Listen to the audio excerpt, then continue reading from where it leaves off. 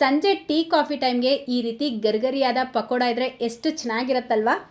So ಅದಕ್ಕೆ ಇವತ್ತು ಕ್ವಿಕ್ಕಾಗಿ ಮಾಡುವಂಥ ಒಂದು ಗರ್ಗರಿಯಾದ ಪಕೋಡ ಯಾವ ರೀತಿ ಮಾಡೋದು ಅಂತ ತಿಳಿಸ್ಕೊಡ್ತಾ ಇದ್ದೀನಿ. ಸಂಜೆ ಟೀ ಕಾಫಿ ಟೈಮ್ಗೆ ಅಥವಾ ಮನೆಗೆ ಯಾರಾದರೂ ಗೆಸ್ಟ್ ಬಂದಾಗ ತಟ್ ಅಂತ ಮಾಡ್ಕೊಳ್ಬೋದು. ಎಲೆಕೋಸನ್ನ ಉಪಯೋಗಿಸ್ಕೊಂಡು ಮಾಡುವಂಥ ಈ ಪಕೋಡ ತಿನ್ನೋದಕ್ಕಂತೂ ಎಕ್ಸಲೆಂಟ್ ಆಗಿರುತ್ತೆ. ಸೊ ಬನ್ನಿ ಮಾಡೋದು ಯಾವ ರೀತಿ ಅಂತ ನೋಡೋಣ. ಮೊದಲು ನಾನಿಲ್ಲಿ ಒಂದು ಮೀಡಿಯಂ ಸೈಜ್ ಎಲೆಕೋಸನ್ನ ತೊಗೊಂಡಿದ್ದೀನಿ. ಇದರಲ್ಲಿ ಅರ್ಧ ಎಲೆಕೋಸು ಮಾತ್ರ ತಗೊಂಡು ನೋಡಿ ಈ ರೀತಿ ಉದ್ದುದಕ್ಕೆ ಕಟ್ ಮಾಡಿ ಇಟ್ಕೊಂಡಿದ್ದೀನಿ. ಈಗ ಇದಕ್ಕೆ ಅರ್ಧ ಟೀ ಸ್ಪೂನ್ ಶುಂಠಿ ಬೆಳ್ಳುಳ್ಳಿ ಪೇಸ್ಟ್ ಹಾಕ್ಕೊಳ್ಳಿ. ಚಿಕ್ಕ ಕಪ್ಪಲ್ಲಿ 1 ಕಪ್ ಅಕ್ಕಿ ಹಿಟ್ಟು, ಅದೇ ಕಪ್ಪಲ್ಲೇ 1 ಕಪ್ ಕಾರ್ನ್ಫ್ಲವರ್, 1 ಕಪ್ ಕಡಲೆ ಹಿಟ್ಟನ್ನ ಸೇರಿಸ್ಕೊಳ್ಳಿ. 3 ಹಿಟ್ಟು ಈಕ್ವಲ್ ಆಗಿ ತೊಗೊಂಡಿದ್ದೀನಿ.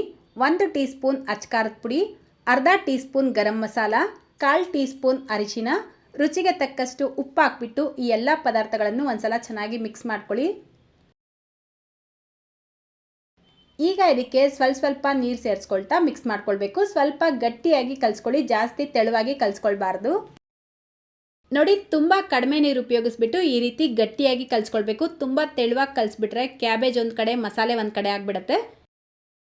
ಸೊ ಕಲಿಸ್ಬೇಕಾದ್ರೆ ಸ್ವಲ್ಪ ನೀರು ಸೇರಿಸ್ಕೊಂಡು ಈ ರೀತಿ ಗಟ್ಟಿಯಾಗಿ ಕಲಿಸ್ಕೊಳ್ಳಿ. ಅಕಸ್ಮಾತ್ ಇದು ತುಂಬ ತೆಳುವಾಯಿತು ಅಂತ ನಿಮ್ಗೆ ಅನಿಸಿದ್ರೆ ಒಂಚೂರು ಅಕ್ಕಿ ಹಿಟ್ಟು ಅಥವಾ ಕಾರ್ನ್ಫ್ಲವರ್ ಹಾಕ್ಬಿಟ್ಟು ಮಿಕ್ಸ್ ಮಾಡ್ಕೊಳ್ಬೋದು.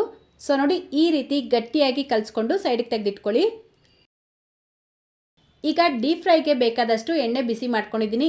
ಎಣ್ಣೆ ಮೀಡಿಯಮ್ ಆಗಿ ಬಿಸಿ ಆಗಿರಬೇಕು, ತುಂಬ ಜಾಸ್ತಿ ಬಿಸಿ ಮಾಡ್ಕೊಳ್ಬಾರ್ದು. ಈಗ ಪಕೋಡಗಳನ್ನ ಮಾಡ್ಕೊಳ್ಬೇಕು. ಪಕೋಡ ಮಾಡ್ಕೊಳ್ಳೋದಕ್ಕೆ ಮುಂಚೆ ಗ್ಯಾಸ್ ಫ್ಲೇಮ್ನ ಮೀಡಿಯಮಲ್ಲಿ ಇಟ್ಕೊಂಡು ಮಾಡ್ಕೊಳ್ಳಿ. ತುಂಬ ಮಂದವಾಗಿ ಬೋಂಡಾ ಥರ ಎಲ್ಲ ಪ್ರೆಸ್ ಮಾಡಿ ಸೇರಿಸ್ಕೊಳ್ಬಾರ್ದು. ಈ ರೀತಿ ಬಿಡಿಬಿಡಿಯಾಗಿ ಸೇರಿಸ್ಕೊಳ್ಳಿ. ಅಂದರೆ ಈರುಳ್ಳಿ ಪಕೋಡ ಮಾಡ್ಕೊಳ್ತೀರಾ ಅಲ್ವಾ, ಅದೇ ರೀತಿ ಇದನ್ನು ಮಾಡ್ಕೊಳ್ಬೇಕು. ಸೊ ಹಾಕಿದ ತಕ್ಷಣ ಇದನ್ನು ಉಲ್ಟಾ ಮಾಡಬಾರ್ದು. ಒಂದು ಕಡೆ ಇದು ಚೆನ್ನಾಗಿ ಫ್ರೈ ಆಗಿದ ನಂತರ ಇನ್ನೊಂದು ಕಡೆ ಉಲ್ಟಾ ಮಾಡಿಕೊಂಡು ಫ್ರೈ ಮಾಡ್ಕೊಳ್ಬೇಕು. ಮೀಡಿಯಂ ಫ್ಲೇಮಲ್ಲೇ ಫ್ರೈ ಮಾಡ್ಕೊಳ್ಳಿ. ಮನೇಲಿ ಎಲೆಕೋಸಿದ್ರೆ ಜಸ್ಟ್ ಒಂದು 10 ನಿಮಿಷಕ್ಕೆಲ್ಲ ಈ ಪಕೋಡನ ನೀವು ಮಾಡ್ಕೊಳ್ಬೋದು. ತುಂಬ ರುಚಿಯಾಗಿರುತ್ತೆ.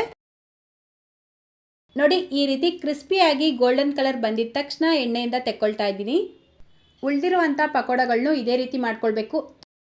ತುಂಬಾ ಕ್ರಿಸ್ಪಿಯಾಗಿ ತಿನ್ನೋದಕ್ಕೆ ಬಹಳ ರುಚಿಯಾಗಿರುತ್ತೆ. ಟೊಮೆಟೊ ಕೆಚಪ್ ಜೊತೆಲಂತೂ ಇನ್ನೂ ಚೆನ್ನಾಗಿರುತ್ತೆ.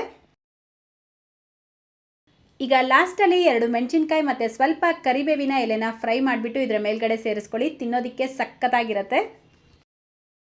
ಸೊ ನೋಡಿದ್ರಿ ಅಲ್ವಾ ಎಷ್ಟು ಸಿಂಪಲ್ ಆಗಿ ಕ್ಯಾಬೇಜ್ನ ಉಪಯೋಗಿಸ್ಕೊಂಡು ಪಕೋಡ ಮಾಡ್ಕೊಳ್ಬೋದು ಅಂತ.